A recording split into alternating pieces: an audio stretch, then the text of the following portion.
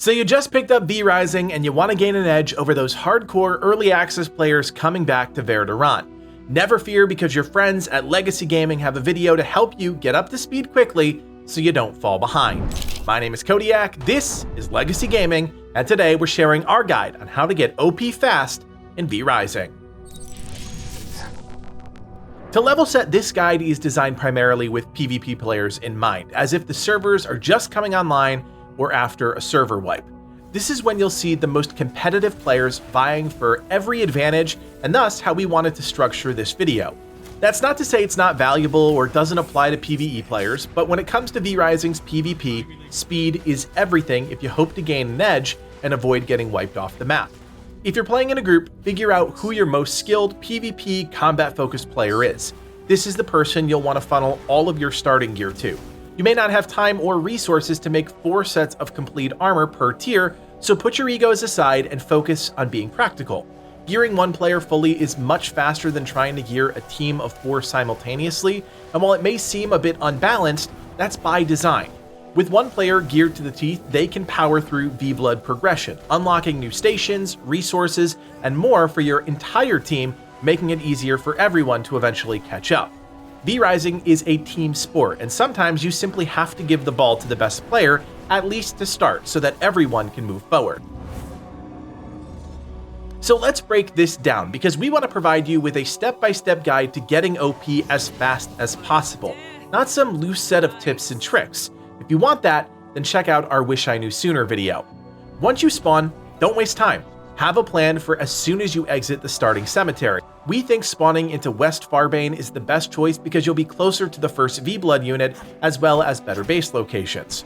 You'll want to pay close attention to your starter quests and make sure you're completing them while running towards the Alpha Wolf, which resides at the Wolf Den point of interest. Hit trees, smack rocks, and collect as many resources as you can without stopping on your way to this boss, because it is imperative that you get to the White Wolf at the same time as other players. Just make sure that you have a sword in hand by the time you get there. This will give you the greatest chance at securing the kill. If you miss the boss, you'll end up waiting for the respawn timer, which takes long enough that you can fall behind. Once you have wolf form, things dramatically open up, as you can now move at a little over twice your normal speed. From here, head directly north to the Bandit Copper Mine. This is where you'll find Errol the Stonebreaker. Now, you don't need to kill him, you just need to aggro him to make him send out attacks at the nearby copper nodes, breaking them and netting you around 900 copper ore. Because copper is almost impossible for you to farm at this point so early, securing these drops before other players will net you a good chunk of valuable resources that you can use to progress quickly. If you want to stick around and kill him, that's your choice, as it will unlock larger chests at your base, but you can just as easily come back later. At this point, you'll want to start a small base. If you're solo, pick a strategic location available nearby, slap down a castle heart, walls, and some chests, and get back to farming and refining. That copper you just secured will immediately allow you to build a furnace, which will grant you access to smelting, giving your team access to copper weapons faster than anyone else on the server. As a duo or squad, it is still worth it to send one member of the team to a more strategic location deeper in the game world. You'll be out of Farbane sooner rather than later, and spending a little time to get a better base position now could be key to your long-term success. With your small base built, it's time to go on a V-Blood killing spree. Everything up to Finn the Fisherman is fair game, and ideally, you're collecting papers, books, copper coins, everything along the way as you travel between V-Bloods. Coins are especially important because you can trade them in at the Shady Book Dealer for a merciless weapon recipe or one piece of the next armor upgrades. The more coins you get, the faster you can get your weapons and armor sets, avoiding RNG from the research system and letting your team snowball in terms of power level. As a side note, Finn is a shockingly important boss, and someone in your clan will want to start fishing periodically to build up the team's stockpile of fish, as well as fish bones, which you'll need to power some important endgame systems. Once you have some gear crafted, you'll be able to take on the 2 most difficult bosses of Farbane, Kodia the Ferocious Bear and Quincy the Bandit King. These are the gatekeepers of iron and your next tier of resources.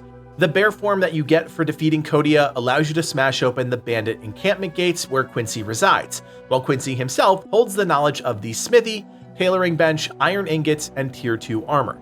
It's a lot, which is why it's essential to get to this stage as soon as possible. Congratulations, you have made it to the mid-game, the most expansive part of the vrising experience. I hope you've been keeping up with those starter quests because if you have, you'll now have access to castle relocation. Now is the time to move your starting base to a plot in Dunley if you want. Ideally, you'll place it near one of the iron mines, either the large one in the middle of the southern section or the smaller one in the northwest. At this point, you'll want to farm iron with your merciless copper weapons whenever it's up, so you can keep pushing progression. Because you moved so quickly in Farbane, any enemies that reach Dunley will be left scratching their heads as all the iron will have already been farmed by you. The goal here is to further that gap your clan has with all other clans on the server. While you're in the large iron mine, you can catch 2 V-Bloods, Krieg and Meredith, fighting. Try and assist getting both of them low, and then claim both kills with very little effort. At this point, they are higher level than you, so use the constant conflict to your advantage. Next, we're heading to Dawnbreak Village to kill Beatrice, as she gatekeeps the important loom, cloth, and cotton yarn. Once she's dead, hit up any and all cotton farms in Dunley and keep farming them. You need a lot of cotton to create 1 set of armor, let alone 4, so just keep farming. Make sure to continue mining any iron you come across in the open world, and if you pick up some wool thread, that wouldn't be bad either. Farm scrolls, books, and silver coins by hitting lesser points of interest. It's the same process we used in Farbane, repeated here in Dunley to secure upgrades of your choice at the Dunley Farmer Market. From here, kill all V-Bloods in the level 44 to 50 range. If you took advantage of those 2 in the mine fighting, Krieg and Meredith, they should already be dead. Other big ones to note are as follows. Vincent, which unlocks access to prisons, essential for starting your 100% blood hunts, as well as reinforced planks, which you can start producing and stockpiling with a portion of your smelted iron. Tristan unlocks the ability to make greater blood essence and grants access to the greatsword weapon. Leandra grants you access to jewelry and the artisan table, as well as scourge stones and dust collars, which lets you get those 100% blood prisoners back to base. Finally, there's Grethel, who gives you access to glass, vials for potions, and other recipes. Keep upgrading your gear, aiming to reach as close as possible to level 58. Octavian is who we're gunning for here, but along the way you'll want to kill General Elena the Hollow, a new V-Blood in the runes of Morsham. She unlocks the ability to craft the Altar of Stygian Awakening, a passive ability tree for your entire clan that is upgraded with Stygian Shards, a new resource that you can farm from completing incursion rifts in the runes of Morsham. I know, it's a lot. Once you're level 57, you and your team can begin farming the Tier 1 incursion rifts that become visible only once you place down the Eye of Morsham item, a station that is unlocked by progressing your starter quest and Castle Heart. That's why it's so important to do. Begin working your way up into the Cursed Forest and Gloomrot areas. To successfully navigate the Cursed Forest, you'll need to locate Ben the Wanderer right away and kill him to unlock the recipe for the cloak that shields you from the disorienting effects of the forest.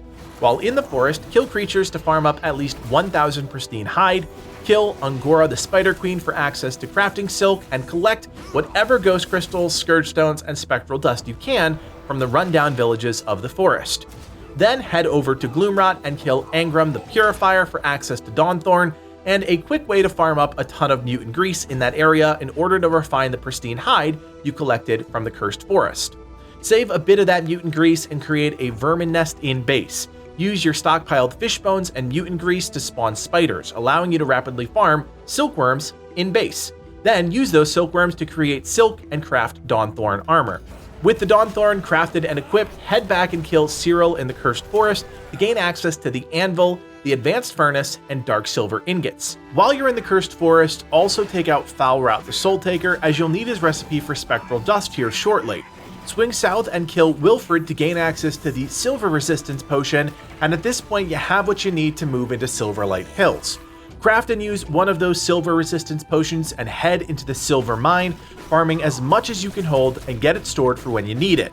This will help you avoid fighting over this valuable resource later on against other players. From here you'll need to head back into Gloomrot and take out Ziva and Domina. Ziva grants you access to the Fabricator and Radium Alloy, which you'll need for the Advanced Furnace, and Domina grants you access to the Advanced Grinder, essential for grinding up those ghost crystals into spectral dust. Once you slap down both advanced stations and get the materials necessary to start cooking dark silver ingots, begin doing so as soon as possible. Continue farming more materials and take out any remaining V-Bloods you miss while this first batch cooks. Once that dark silver is done cooking, create your dark silver weapon of choice, but don't get greedy and craft more than you need. Really from here, it's just about hunting down V-Bloods so you can gracefully enter the endgame and start sieging other castles and claiming resources. Hunt down Baron du Bauchamp the Sommelier to unlock the Blood Merlot amulet, and then of course craft that Blood Merlot amulet so that you can use it. Track down Merywyn the Elementalist to gain access to Greater Spell Jewels and the Holy Resistance Flask. Kill Henry Blackbrew for the final research station, Motka for the advanced loom and ghost yarn, Zariel for gold ingots, and Voltasha for access to power cores. Finally, finish out your research and upgrade your gear as high as you can go to reach this stage.